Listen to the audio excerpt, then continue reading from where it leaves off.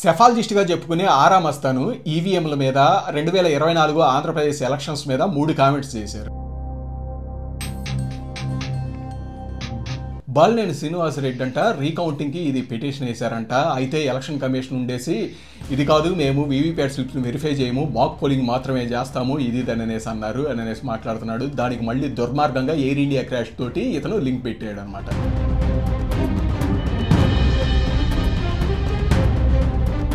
సర్వేలు జనరల్ గా అన్ని చాలా 99% కరెక్ట్ గా వచ్చింది. కానీ ఊహించారు అసలు ఈ పరిణామం? ఊహించలేదండి. అంటే జరుగుతాయని తెలుసు కానీ నేను ఊహించలేను కదా ఇట్లా జరిగింది అనేటువంటి సమాచారం ఉన్నా కూడా నేను ఇప్పుడు కెమెరాల ముందు వాటి విషయాలు నేను ప్రస్తావించే స్థితిలో లేను.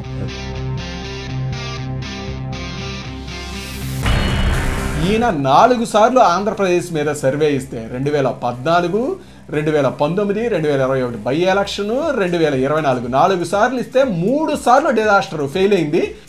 దీన్ని పట్టుకొని 99% సక్సెస్ అని అంటారు. 99% ఫెయిల్యూర్ అనాలి ఇది.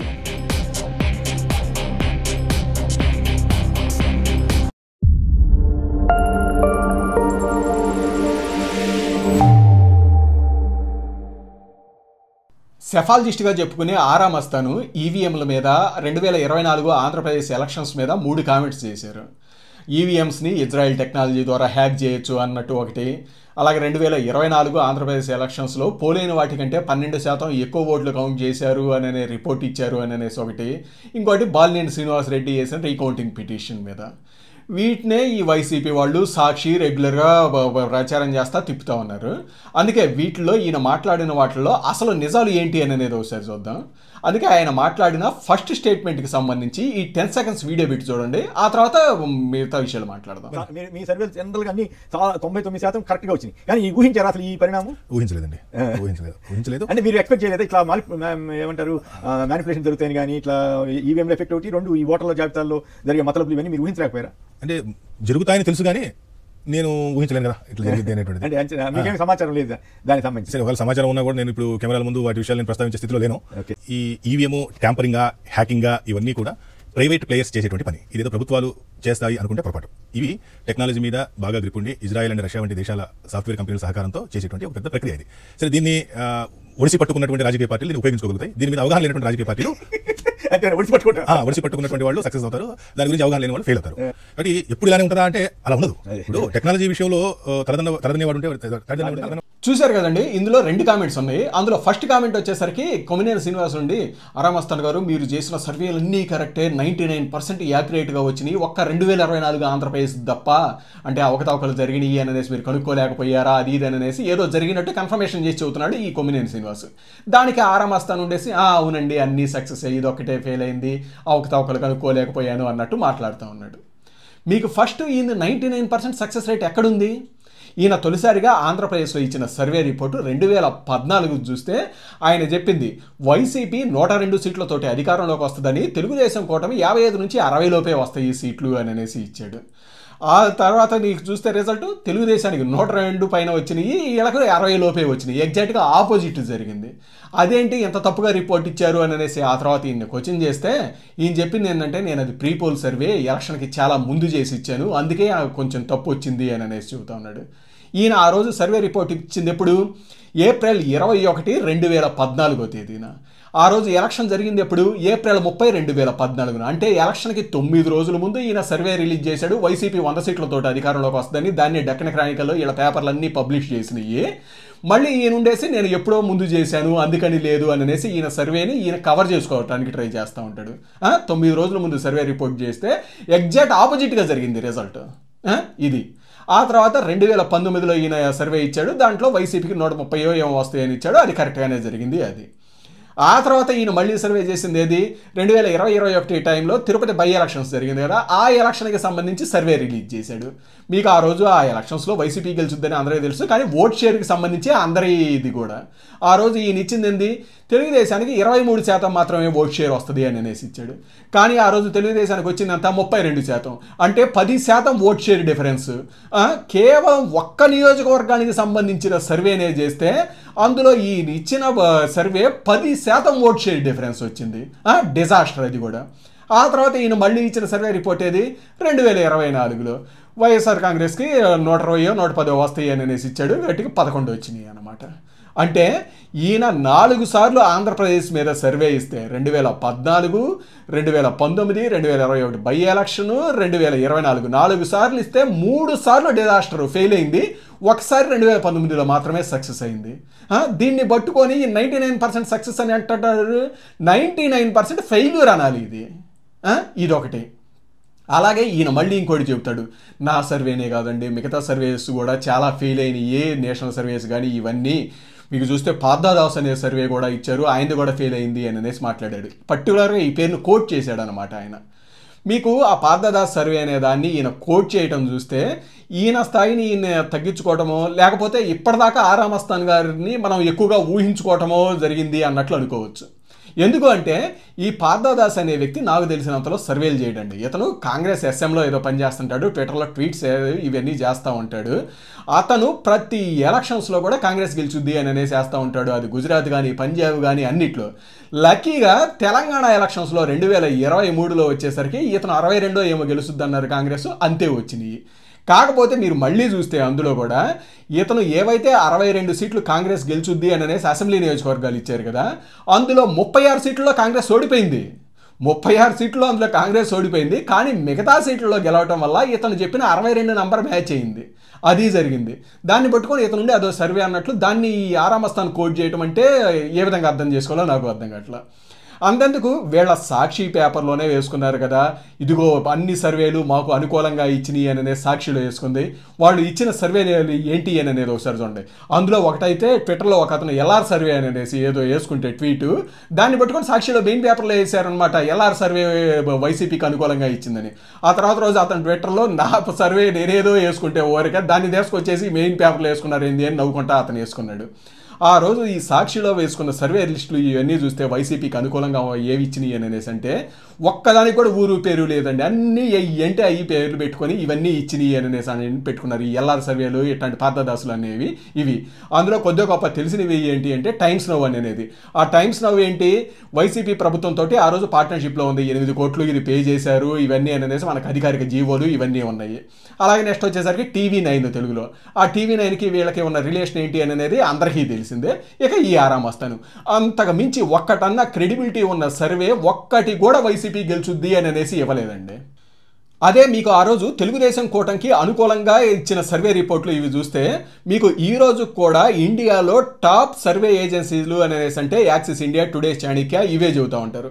ఆ రోజు చూస్తే today's Chanakya, Axis India, India TV, C voter, CNN ఇవి అన్నీ కూడా టాప్ 6 ఏజెన్సీస్ మొత్తం కూడా తెలుగుదేశం కూటమే గెలుచుద్ది అని అనేసి ఇచ్చారు. అది కూడా ఏంటి 21 నుంచి 22 ఎంపీ సీట్లు కన్ఫామ్ అని అనేసి ల్యాండ్ స్లైడ్ విక్టరీ అని అనేసి ఇచ్చారు ప్రతి సర్వే కూడా అందులో.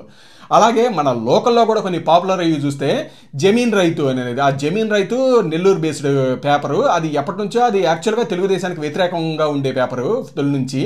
నాకు బాగా గుర్తు 94 ఎలక్షన్స్ టైంలో వాళ్ళు ఇచ్చిన సర్వే రిపోర్ట్ ఒకసారి చూసాను. అందులో ఏంటి వాళ్ళు మెన్షన్ చేసింది, వస్తున్నాయి పసుపు చీకట్లు అని అనేసి ఇచ్చారంటే తెలుగుదేశం గెలుస్తుంది, అంధకారంగా పోతుంది రాష్ట్రం అనే మీనింగ్లో వాళ్ళు సర్వే రిపోర్ట్ ఇచ్చారు.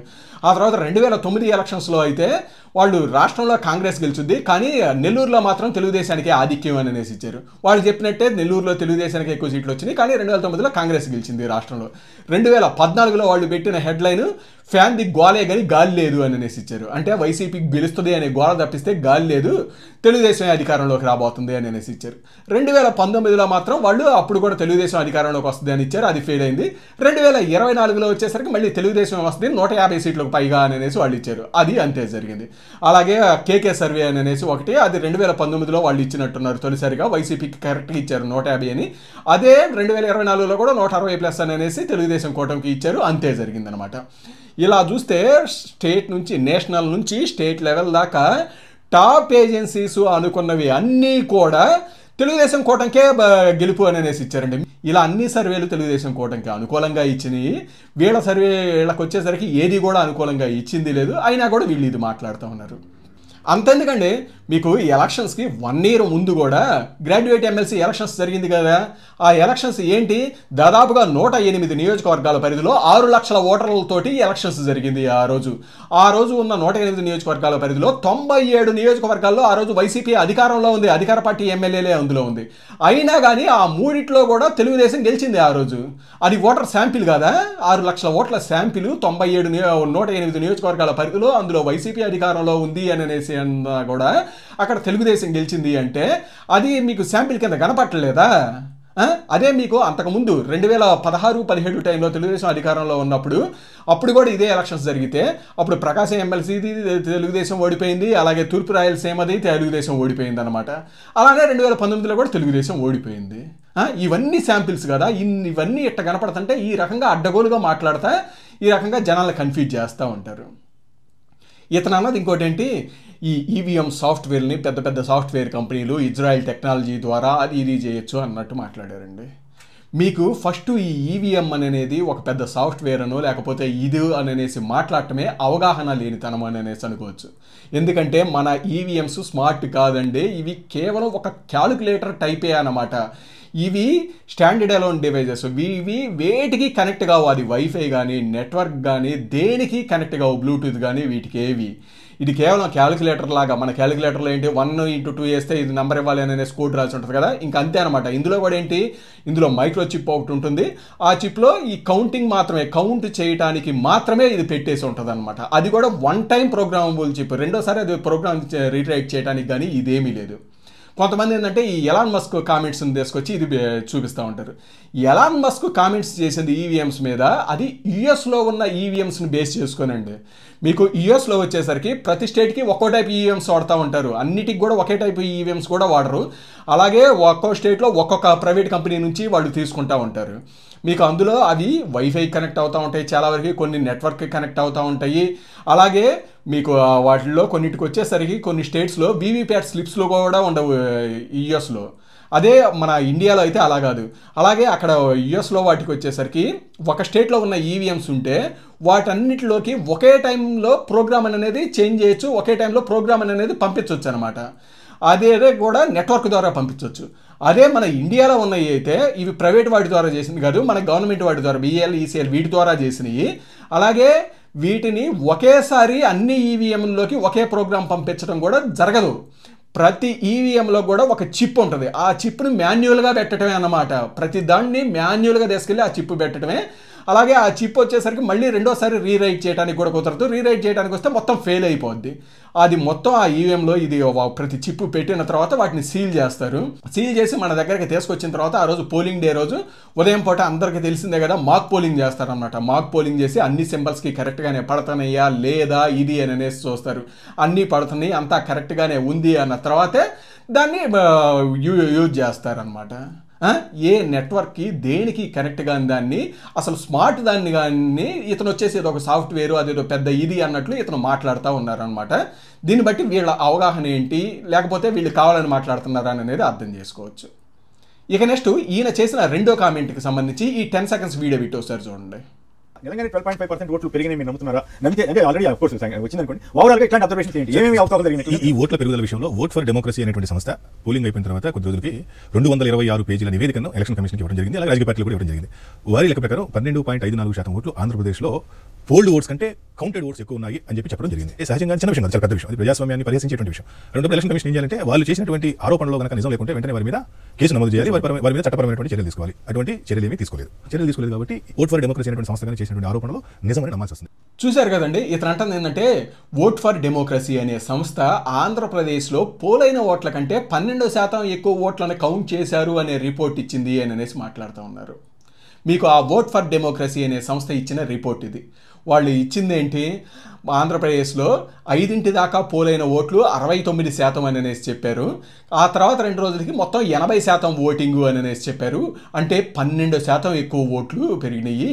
ఇది హైక్డ్ ఓటు అని అనేసి అంటారు. అలానే ఒరిస్సాలో 10% అని, మహారాష్ట్రలో 10% అని ఇలా ఇచ్చారనమాట. ఇక్కడ అర్థం కాదు ఏంటంటే 5 తర్వాత ఓట్లు వేసిన వాళ్ళందరూ ఓటర్లు కాదు అని అనేసి వీళ్ళ మీనింగ్.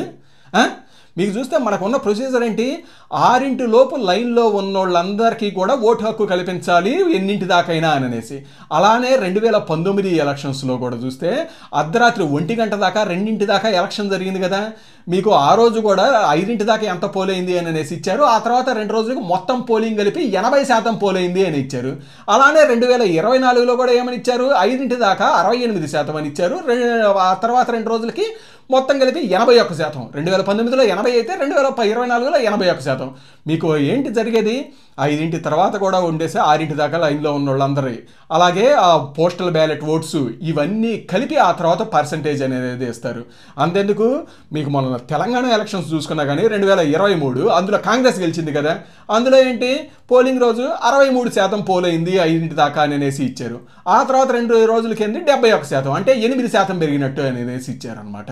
ఆంధ్రప్రదేశ్లో కూడా అంతే ఇచ్చారు. అలాగే మీకు ఆ రోజు వీళ్ళ సాక్షి పేపర్లోనే చూసుకోండి, సాక్షి పేపర్లో కూడా ఏమని క్లియర్గా ఇచ్చారు ఆ రోజు ఈసీఐ ఇచ్చిన స్టేట్మెంటు, 5 దాకా పోలైంది ఈ 68.5%. అలాగే రాత్రి 9 దాకా కూడా 3500 పోలింగ్ బూతుల్లో పోలింగ్ జరుగుతూనే ఉంది. అలాగే రాత్రి 10:30, 11 దాకా 400 బూతుల్లో పోలింగ్ జరుగుతూ ఉంది. వీటన్నిటిని, అలాగే పోస్టల్ బ్యాలెట్ని, వీటన్నిటిని కన్సాలిడేట్ చేసి రిపోర్ట్ ఇస్తాము అని అనేసి చెప్పారు. అలాగనే వీటన్నిటిని కన్సాలిడేట్ చేసేసి 80%, 80 అనేసి ఇది ఇచ్చారనమాట. ఏంటి ఇందులో ఇవన్నీ హైక్డ్ ఓట్ అంటే ఇవన్నీ ఓట్లు కావా లేకపోతే ఓటర్స్ కాదా వాళ్ళందరూ? సరే అది కాదు, ఇంకోటి చూడండి, మీకు వాళ్ళందరూ ఏదో ఓట్లు కాదు వేసారనో లేకపోతే ఏదో కౌంట్ చేశారని అనేసే వీళ్ళు అన్నట్టు అనుకుంటే, మీకు మన ప్రొసీజర్ ఏంటి, ఎలక్షన్ రోజు అన్ని పార్టీలకు సంబంధించిన ఏజెంట్లు అక్కడ ఉంటారు కదా. ఆ రోజు ఏంటి, మాక్ పోలింగ్ అయిపోయిన తర్వాత ప్రతి ఒక్కళ్ళు ఎవరైతే ఓటేయడానికి వస్తారో ఆ ఓటర్ ఐడిని ఇది మొత్తం పెట్టుకొని ఎవరికి వాళ్ళు మాన్యువల్గా టిక్ పెట్టుకుంటూ ఉంటారు, ఇదిగో ఈ ఓటు అయిపోయింది, ఈ ఓటు అయిపోయింది అని అనేసి. ఆ రోజు ఎలక్షన్ అయిపోయిన తర్వాత మొత్తం అటు ఆ ఏజెంట్ దగ్గర ఎన్ని ఓట్లు పోలేని అన్నట్లు అతని దగ్గర కౌంట్ ఉంటుంది, ఇతని దగ్గర కౌంట్ ఉంటుంది, మాన్యువల్గా కౌంట్ చేసింది. దాన్ని ఈవీఎంలో పడిన ఓట్లతోటి కౌంట్ తోటి మ్యాచ్ చేస్తారు. మొత్తం మ్యాచ్ అయిన తర్వాత ఫామ్ 17C అని అనేసి ఉంటుంది. ఆ ఫామ్ 17Cలో క్లియర్గా రాస్తారనమాట, ఇదిగో ఈ బూత్లో ఈ ఊళ్ళో ఇన్ని ఓట్లు పోలేనివి అని అనేసి. దాని మీద ఈ అన్ని పార్టీల ఏజెంట్లు అక్కడ ఉన్నవాళ్ళు సంతకాలు చేస్తారు. ఆ తర్వాత ఈవీఎంని సీల్ చేస్తారు. ఆ సీల్ మీద కూడా ఈ పార్టీ ఏజెంట్లు సంతకాలు చేస్తారు. మీకు ఆ తర్వాత కౌంటింగ్ రోజు ఆ ఈవీఎంని తీసుకొచ్చిన తర్వాత ఫస్ట్ ఆ సీల్ కరెక్ట్గా ఉందా లేదా అని అనేసి చూస్తారు. వీళ్ళు సంతకాలు చేసి కరెక్ట్గానే ఉందా లేదా, ఏమైనా సీల్ ఏమైనా బ్రేక్ అయిందా ఇది అని అనేసి. అది కరెక్ట్గానే ఉంది అన్న తర్వాత ఫస్ట్ అసలు మొత్తం ఆ ఈవీఎంలో పోలైన ఓట్లు ఏంటి అని అనేసి మొత్తం ఓట్ల కౌంట్ చూస్తారు. అప్పుడు ఆ ఓట్ల కౌంట్ని ఆ రోజు ఏదైతే ఎలక్షన్ రోజు ఫామ్ 17Cలో రాస్తారు కదా, ఈ బూత్లో ఇన్ని ఓట్లు పోలేని అని అనేసి అన్ని పార్టీల వాళ్ళు సంతకం చేస్తారు కదా, ఆ ఓట్ల కౌంట్ తోటి మ్యాచ్ అయితేనే కౌంటింగ్కి వెళ్తారు, లేకపోతే కౌంటింగే చేయరు. వీరు అన్నట్టు ఏమన్నా అర్ధరాత్రి లేకపోతే ఏమైనా వేసినయో లేకపోతే ఆ తర్వాత వేసిన ఓట్లో ఇది లేకపోతే ఇది అనుకుంటే, మీకు ఆ రోజు ఆ ఏజెంట్లు అన్ని పార్టీల ఏజెంట్ల సంతకాలు ఎలా చేస్తారు? ఆ సంతకాలు మ్యాచ్ అయితేనే కదా తర్వాత ఫామ్ 17Cలో ఇది పెట్టేది.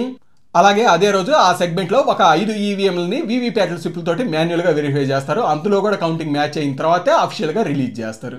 ఇది జరిగింది. ఇంకెక్కడ ఏంటి హైక్డ్ ఓటు లేకపోతే ఇది పెరిగిన ఓటు, ఏ రకంగా చెబుతారు దీని మీద? ఈయనుండి అనేసి అంటారు ఏంటి, వాళ్ళు చెప్పింది తప్పే అయితే వాళ్ళ మీద చర్యలు తీసుకోవాలి కదా, చర్యలు తీసుకోలేదు కాబట్టి నాకు అనుమానంగా ఉంది, ఏదో జరిగినట్టే అనుకోవాలి అన్నట్లు ఇతను మాట్లాడుతూ ఉన్నాడు. మీకు ఏదైతే ఆ ఓట్ ఫర్ డెమోక్రసీ అనే సంస్థ అది ఆ రోజు మాట్లాడారో, అది సంస్థ కాదు, ఒక 4 రిటైర్డ్ ఎంప్లాయీస్ వచ్చేసి ఒక దీనిలాగా పెట్టుకొని వాళ్ళు కామెంట్స్ చేశారనమాట. ఇప్పుడు మన దగ్గర కూడా చాలామంది రిటైర్డ్ ఎంప్లాయీస్ ఒక సంస్థలాగో ఇది పెట్టేసుకొని చేస్తుంటారు. ఇప్పుడు నిమ్మగడ్డ రమేష్ గారు అలాగే ఎల్వి సుబ్రహ్మణ్యం గారు పెట్టేసి ఒకటని అనేసి, అంతకుముందులో 2019 టైంలో అజయ్ కల్లాం రెడ్డి, ఐవీఆర్ కృష్ణారావు వీళ్ళందరూ కలిసి కూడా ఒకటి పెట్టేసి తెలుగుదేశం మీద కామెంట్స్ చేయడం చేయట్లా. అలానే ఇలాంటి ఒక సంస్థ వీళ్ళు ఉండేసి వీళ్ళు కూడా ఒక ఆర్గనైజేషన్గా ఇది చేసి వీళ్ళు ఆ రిపోర్ట్ లాగా ఇది చేసి కామెంట్స్ చేశారనమాట.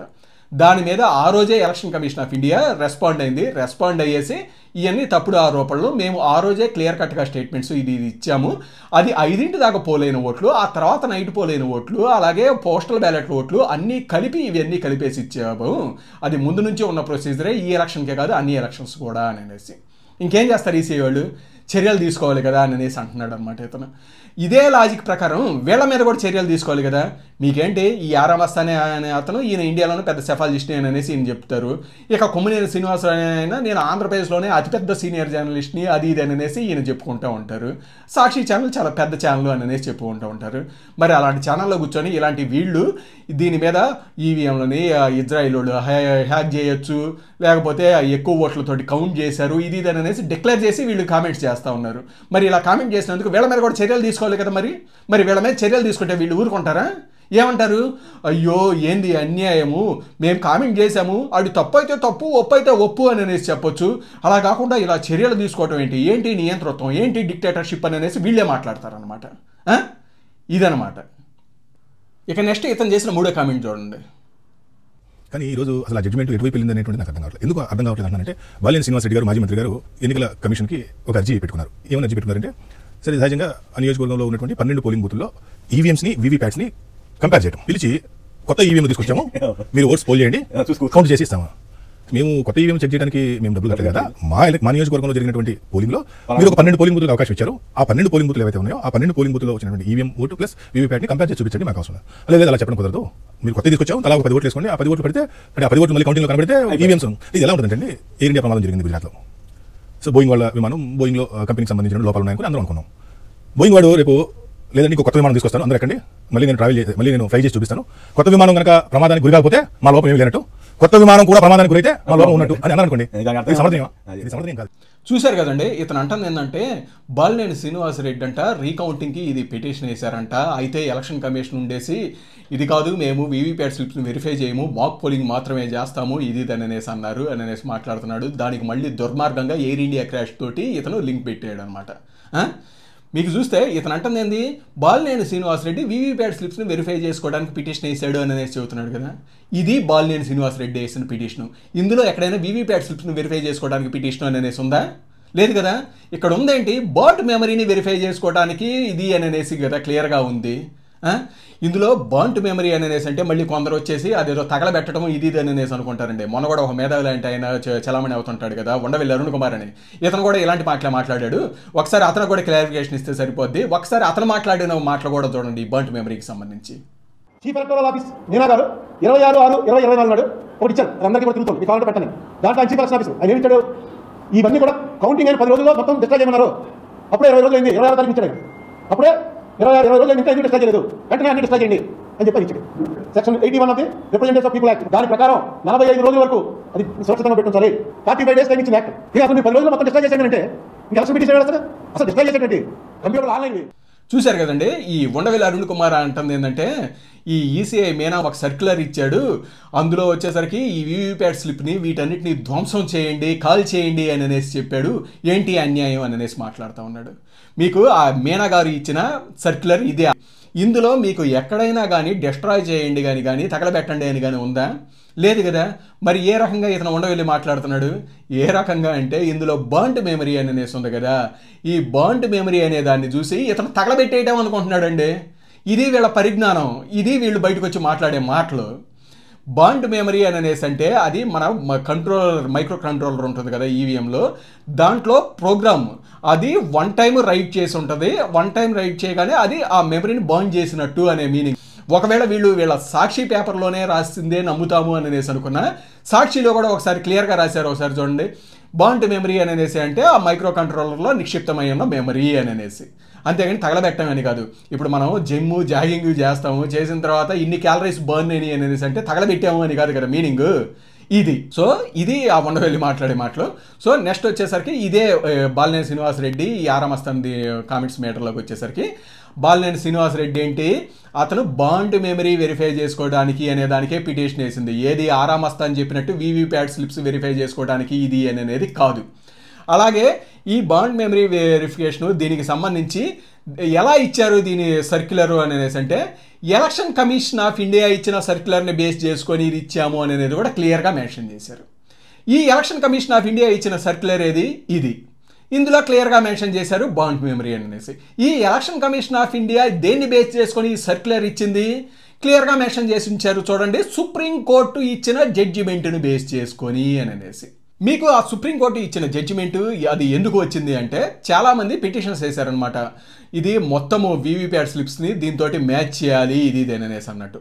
మీకు మనకి ఫస్ట్ నుంచి చూస్తే 2014లో ఏం జరిగిందంటే ఎలక్షన్ రోజు కేవలం ఒక వీవీప్యాట్ స్లిప్ ఒక ఈవీఎం తోటి మ్యాచ్ చేయాలి అని అనేసి ఒక ఇది ఉంది, అది ప్రొసీజర్ ఫాలో అయ్యారు.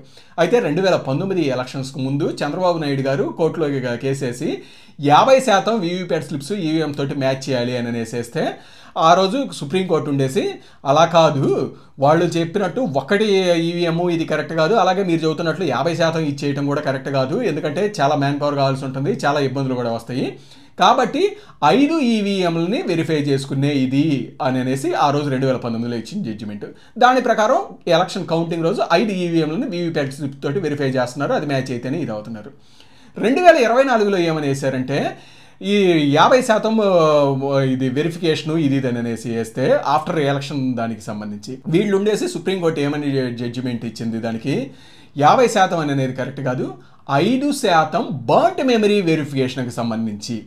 ఇది ఎందుకు ఇచ్చారు అంటే ఆ రోజు election commission of India arguments ఏంటంటే ఈ 5% ఈవీఎంలని వీవీప్యాట్ స్లిప్లని వెరిఫై చేయటము అది కూడా ఏంటి రీకౌంటింగ్ దాంట్లో అని అనేసి అంటే చాలా ప్రాక్టికల్ ప్రాబ్లమ్స్ అనేవి వస్తాయి. మీకు 5% ఈవీఎంలు అంటే లెట్సే మన అసెంబ్లీ నియోజకవర్గానికి వచ్చేసరికి 250 ఇలా ఉంటాయి, అంటే దాదాపుగా ఒక 12 ఈవీఎంలని ఇలా తీసుకోవాల్సి ఉంటుంది. ఒక ఎంపీ నియోజకవర్గానికి వచ్చేసరికి మొత్తం కలిపి దాదాపుగా ఒక 80 తీసుకోవాల్సి ఉంటుంది. ఆ ఎంపీ నియోజకవర్గంలో ఉన్న 7 నియోజకవర్గాలకు కలిపి మొత్తం 80, అంటే ఒక్కదానికి రీకౌంటింగ్ దానికి వేస్తే పిటిషను దాదాపుగా 160 ఈవీఎంలు వీవీప్యాట్ స్లిప్లని మ్యాచ్ చేయాల్సి ఉంటుంది. ఇది చాలా టైం టేకింగ్ ప్రాసెస్. మనకి కౌంటింగ్ రోజు వచ్చేసరికి మాకు అంత మ్యాన్ పవర్ ఇదంతా ఉంటుంది, కానీ రీకౌంటింగ్ దానికి ఇది పిటిషన్ వేసిన తర్వాత మళ్ళీ అంత మ్యాన్ పవర్ను పెట్టేసి వీటన్నిటిని వెరిఫై చేసుకోవాలి అంటే చాలా చాలా టైం పట్టుద్ది. రిజల్ట్స్ డిక్లేర్ కూడా మళ్ళీ అఫీషియల్గా చాలా టైం పట్టుద్ది. దీన్ని అవకాశంగా తీసుకొని చాలా రాజకీయ పార్టీలు చాలా రాజకీయ నాయకులు కూడా వచ్చేసి అందరూ వచ్చేసి ఆ పిటిషన్స్ వేసేస్తారు అన్నట్లు వీళ్ళు ఆర్గ్యుమెంట్ ఇదంతా చేశారు.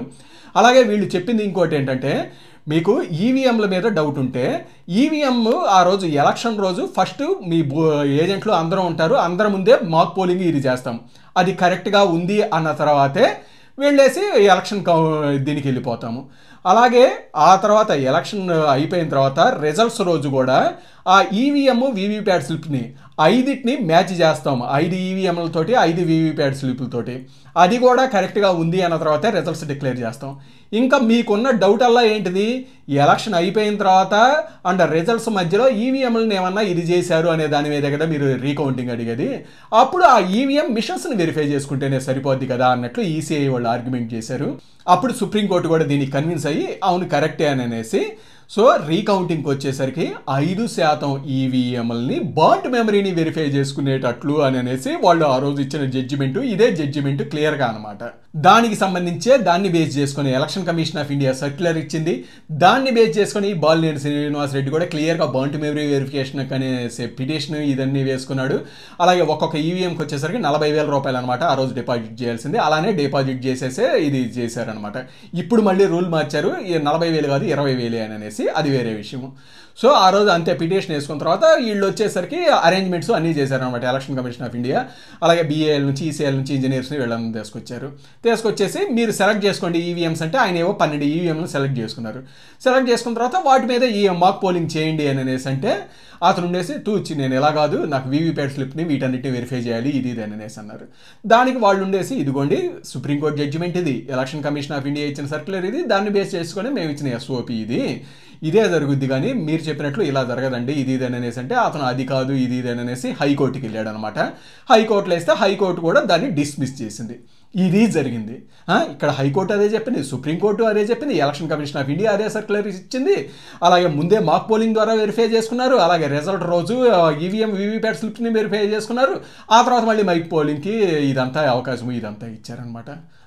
దీన్ని బేస్ చేసుకొని ఇతను ఉండేసి ఎయిర్ ఇండియా క్రాష్ తోటి దీన్ని కంపేర్ చేస్తూ ఉన్నాడు. మీరు ఇక్కడ ఏంటి ఏదో కొత్త ఈవీఎంలు తీసుకొచ్చి ఇది చేస్తామని అనేసి అనలా, ముందే ఈవీఎంలను వెరిఫై చేసుకున్నారు మాక్ పోలింగ్ ద్వారా. ఈ వీవీప్యాట్ స్లిప్ని 5 స్లిప్ని ఆ రోజు కౌంటింగ్ రోజు చేసుకున్నారు. మళ్ళీ తర్వాత కూడా ఏదైనా డౌట్ ఉంటే మళ్ళీ అదే ఈవీఎంని ఏదైతే ఈయన సెలెక్ట్ చేసుకుంటారో ఆ ఎలక్షన్ ఆయన అసెంబ్లీ నియోజకవర్గంలో వాటినే తీసుకొచ్చి ఈయన ముందు పెట్టారు మళ్ళీ వెరిఫై చేసుకోమని. అంతేగాని ఈయన చెబుతున్నట్టు కొత్త ఏరోప్లేన్ తీసుకొచ్చి ఇది మొత్తం వెరిఫై చేసుకోమని అన్నట్టు కాదు. ఆ వీళ్ళు వాడిన దాన్నే తీసుకొచ్చి ఇందులో ఏం తప్పు ఉందో ఎక్కడ తప్పు జరిగిందో చూపించమని అడుగుతున్నారు. అది లేని దాన్ని ఇతను ఉండేసి క్రాష్ అయిపోయింది తప్పు అయిపోయింది అన్నట్లు ఇతను మాట్లాడుతూ ఉన్నారు. ఏమనాలి వీళ్ళని?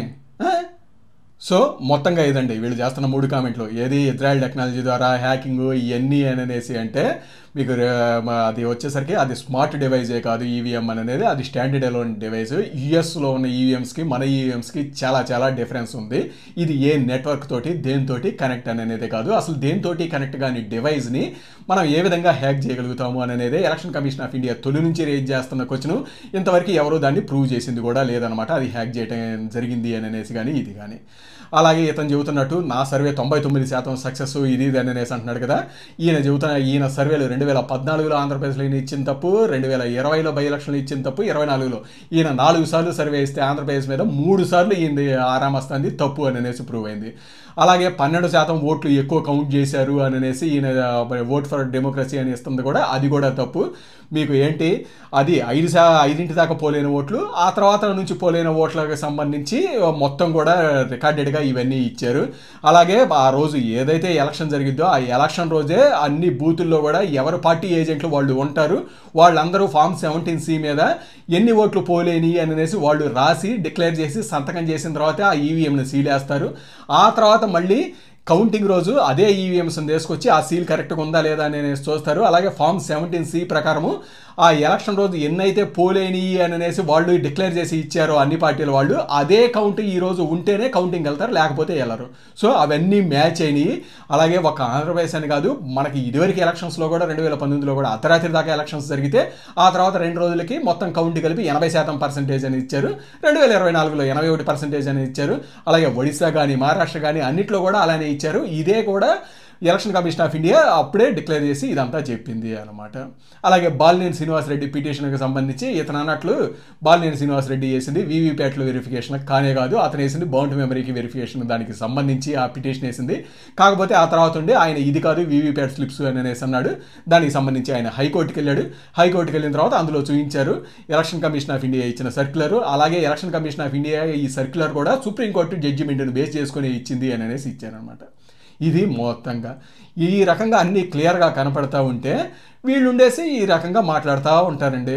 ఏంది చెప్పిందే చెబుతూ ఉన్నారనమాట. మీకేంటంటే జగన్మోహన్ రెడ్డి కూడా రిజల్ట్స్ రోజు చూడండి, ఆయన చెప్పిందేంటి, ఏదో జరిగింది, అక్క చెల్లెమ్మల ఓట్లు ఏమైపోయినాయో తెలియదు, ఏదో జరిగింది అనిపిస్తుంది, ఆధారాలు లేవు అనేసి మాట్లాడుతూ ఉంటాడు అనమాట. అదే ఆర్గ్యుమెంటే ఇంత కంటిన్యూ చేస్తూ ఉంటారు, ఇదంతా చేస్తూ ఉన్నాడు అనమాట.